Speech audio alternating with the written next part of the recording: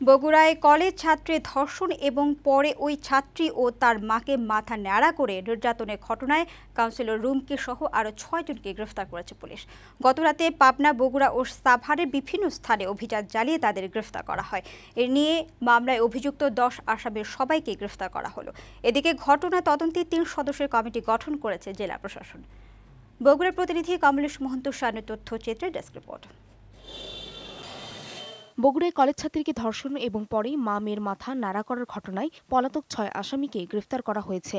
রোববার রাতে পাবনা শহর থেকে বগুড়া পৌরসভার সংরক্ষিত ৪-৫-৬-এর নারী ওয়ার্ড কাউন্সিলর মার্জিয়া হাসান রুমকি ও তার মা রুমি খাতুনকে গ্রেফতার করা হয়। এছাড়া বগুড়ার বাদুরতলা থেকে রুমকির বাবা জামিলুর রহমান রুনু এবং সাভার থেকে তুফানের স্ত্রী আশা, গাড়ি চালক জিতু ও মুন্না নামের যুবককে গ্রেফতার করা হয়। পুলিশের কোর্টে এলআইসি শাখার গোয়েন্দা তথ্যের ভিত্তিতে আমরা তাদেরকে অ্যারেস্ট করি। আটককৃতদের আজ বগুড়ার অতিরিক্ত চিফ জুডিশিয়াল ম্যাজিস্ট্রেট আদালতে হাজির করা হবে। এর আগে রোববার তুফান সহ ৪ আসামিকে আদালতে হাজির করা হলে তাদের মধ্যে আতিক আদালতে স্বীকারোক্তিমূলক জবানবন্দি দেয়। পরে ধর্ষক তুফান সহ বাকি ৩ আসামিকে ৩ দিন করে রিমান্ডে পাঠায় আদালত।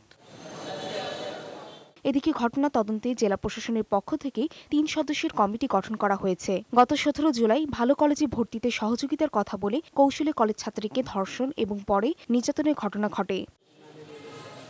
ডেস্ক রিপোর্ট, বৈশাখী সংবাদ।